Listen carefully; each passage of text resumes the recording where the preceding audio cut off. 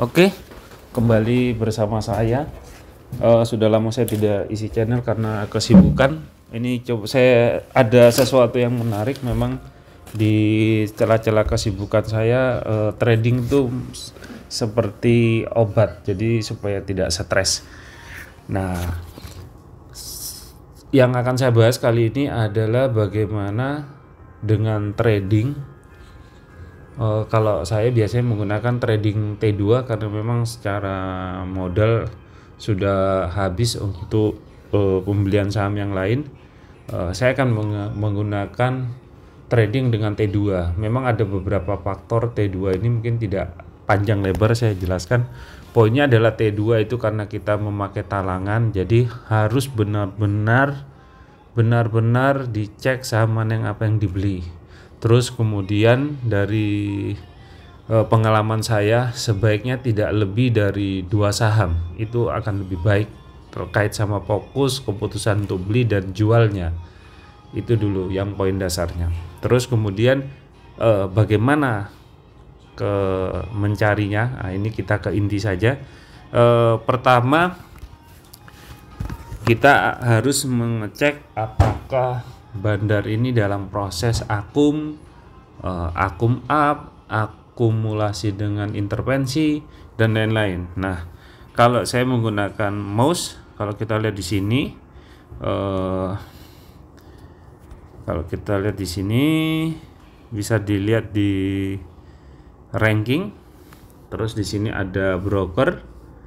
Nah, ini ada 2 frekuensi juga bisa kita lihat, tapi saya biasanya tidak lihat ke frekuensi dulu. Saya lihat ke nilai dulu. Nah, terus kita ke stok, terus kita ke nilai. Nah, dari sini bisa kelihatan bahwa saham-saham mana yang dibeli atau sistem akumnya besar. Saya kembali lagi ke Poreng. Nah, ini yang poinnya yang tadi yang kita lihat tadi lebih banyak ke ada lokal, ada asing, tapi saya lebih senang memakai Poreng karena memang dia lebih fokus, jadi lebih sederhana lah ibaratnya. Saya akan ngecek ke buy. Nah, di sini ada volume, kita pilih yang nilai karena nilai itu lebih terlihat berapa besar effortnya mereka untuk membeli. Nah, di sini kita bisa cek, kita ambil aja AL, tapi nanti bisa ada nego juga, tapi itu bahasan berikutnya aja. Karena memang secara aturan sudah tidak bisa dilihat lagi di hari yang sama. Biasanya saya memakai RTI pada saat proses closing di hari terakhir. Nah, ini kita coba pakai yang week. Nah, dari sini week kita bisa membaca bahwa di dalam 1 minggu ini saham yang paling banyak dibeli adalah BMRI, ICBP. Nah, ini sudah diurutkan. Cuma nanti dari sini tidak bisa langsung kita adopt secara keseluruhan, kita ngambil ada langkah-langkah berikutnya yang kita cek. Nah, untuk melihat week, saya biasanya memakai 1 bulan biar untuk melihat konsistensinya. Jadi kalau kita lihat di BMRI masih masuk dia. Jadi di dalam 1 bulan di akum, 1 week juga dia di akum. Nah, saya ngambil yang sudah sebelumnya saya pakai di dalam trading. Saya mengambil Adaro. Ada Adaro, ada Akra, ada Isat dan lain-lain. Cuma ini untuk contoh kali ini saya ngambil Adaro. Jadi kalau bisa nilainya di atas 50 miliar atau di atas 30, tapi dengan catatan yang memang di dalam 1 minggu dia tetap akum ya, karena kalau sudah 3 bulan khawatirnya sudah proses distribusi. Tapi kalau asing biasanya 1 bulan sama 1 minggu masih worth it lah. Kita cek di Adaro. Nah, dari sini kita setelah cek tentu kita lihat ke chartnya. Chart dulu yang biasa saya gunakan. Nah, yang saya ceritakan mungkin pada saat proses saya mencari Adaro itu proses pembelian di 5 Juli, nanti ada beberapa contoh transaksi saya. Nah, yang menarik adalah posisinya di sini. Jadi kalau kita lihat posisinya di sini sudah saya mulai perhatikan. Jadi posisi peralihan titik SAR-nya dia udah SAR up. Di sini kelihatan bahwa dari nilai Adaro tinggi di 3000-an dia turun. Nah, titik baliknya inilah kesempatan untuk kita membeli. Cuma pertanyaannya adalah titik balik kapan pada saat kita kalau T2 itu biasanya waktunya hanya 2 hari dengan ya tentunya ada bunga. Biasa kalau kita cari T2 itu harus pas. Kalau dilihat sini kan bisa dilihat hari ini. Cuma ini kan memang sudah yang lalu. Nah, kalau kita lihat di sini pembeliannya, jadi beberapa indikator posisinya dia naik. Nah, ini yang menarik adalah pada saat dia titik balik, dia ada nilai datar. Artinya pada kondisi tertentu dia akan naik kembali. Nah, kalau kita lihat di sini lebih detail, saya pembelian di kurang lebih di 15 Juli. Nah, posisi di sebelumnya kalau kita lihat di tanggal 29 itu dia merah, terus dia hijau naik, dia naik, dia ada angka naik di 120, artinya dia naik. Kemudian di 2200 puncak dia mulai turun, ada intervensi, terus kemudian akum. Nah, akum area ini tentunya pasti akan turun lagi kalau melihat dari chart. Nah, sehingga posisinya kemungkinan di area ini yang kita bisa lihat untuk baik. Ini nanti berulang. Nah, ini mungkin tidak terlalu kelihatan. Saya coba buka RTI biar lebih detail. Nah, kalau kita cek, nah di sini kelihatan. Jadi kalau dilihat performnya di 15 Juni ya. Jadi posisinya di sini terlihat ini. Jadi dia hijau, terus merah, hijau, merah. Nah, hijau, merah, hijau. Artinya posisinya dalam arti begini. Pada saat dia proses akum, ada waktu dia akan merah, kemudian dia akan hijau kembali atau dalam dia naik. Ini yang akan kita lihat posisinya di sini. Cuma pada saat proses kita pembelian, saya juga akan melihat di sini antara bid sama offer. Kalau ini memang tidak bisa dilihat saat ini ya, harus dilihat pada saat transaksi berjalan. Poinnya adalah kita melihat di frekuensi. Apabila posisi misal di 2230 dan 2240 ini posisinya bidnya itu, posisi antriannya di 230 mulai tebal, namun di 240 itu dia stagnan, terus proses pembelian banyak yang HK dalam arti gini ya, kalau ini kita lihat transaksinya misal di sini kan ini tidak dia di HK oleh AO lah, atau BK, JPET, BK sama JPET ini meng-HK. Nah, ini poin bagus. Memang kalau di dalam transaksi berjalan kita tidak bisa lihat, harus di akhir hari. Tapi pada saat bid dan offer ini akan kelihatan. Nah, disitulah keputusan kita membeli.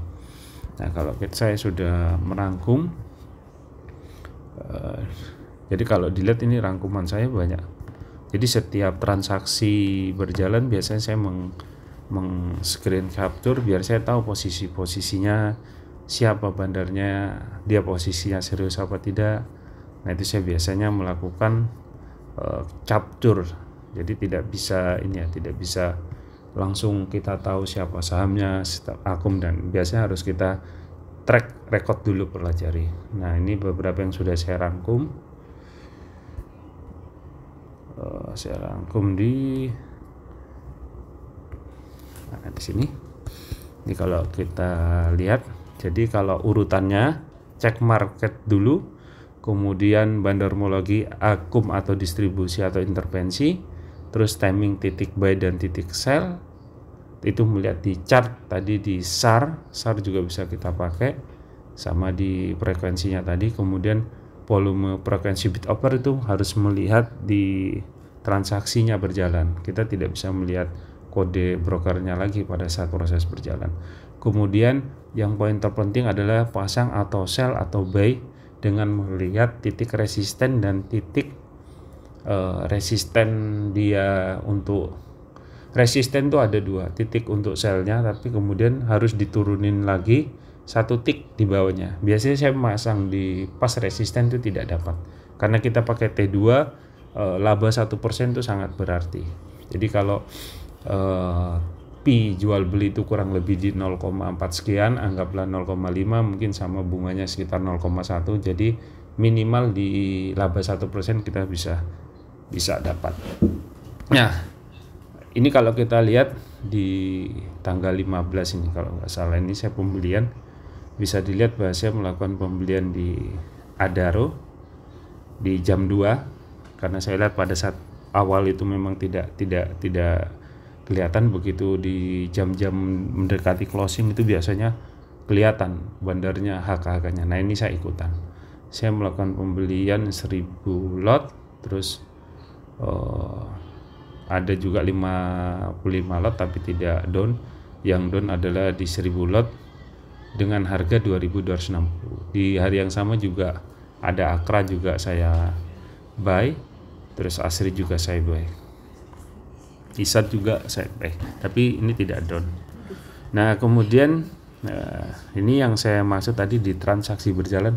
Di sini kelihatan kalau posisi bid, kalau di sini ya, di sini saya buy-nya kan di 2260. 2260 di tick bawah, kemudian di jam-jam menjelang sore harganya naik ini. Dia ketemu di resisten.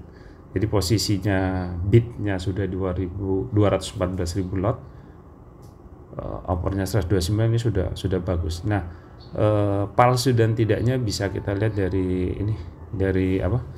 Dari ranknya ini ya, dari ranknya jumlah lotnya tidak begitu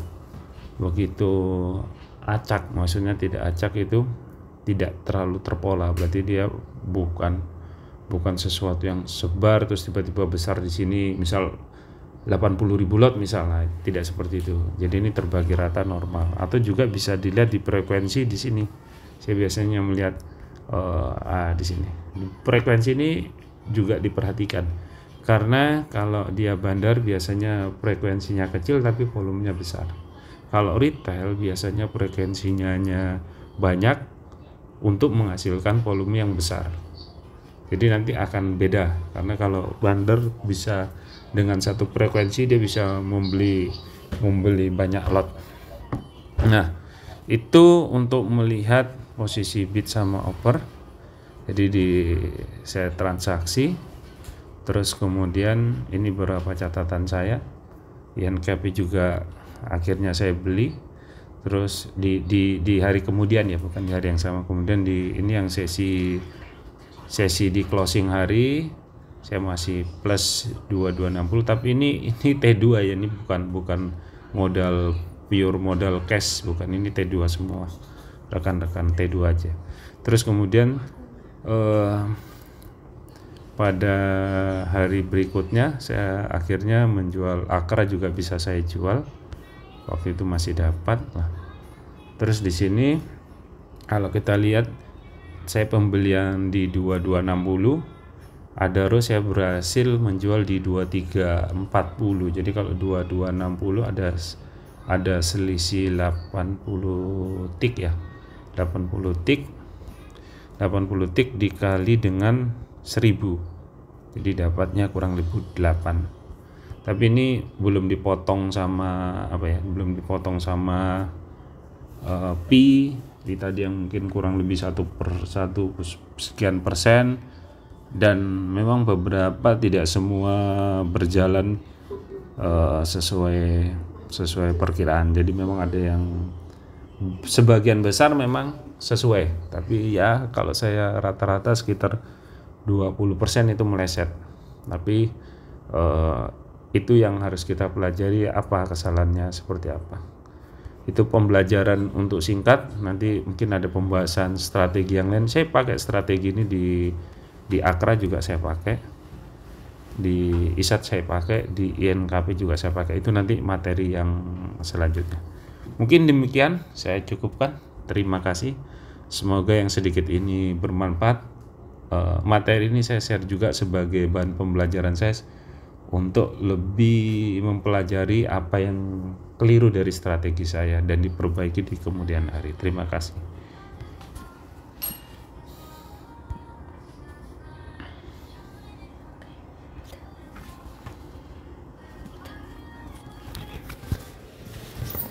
Mm-mm.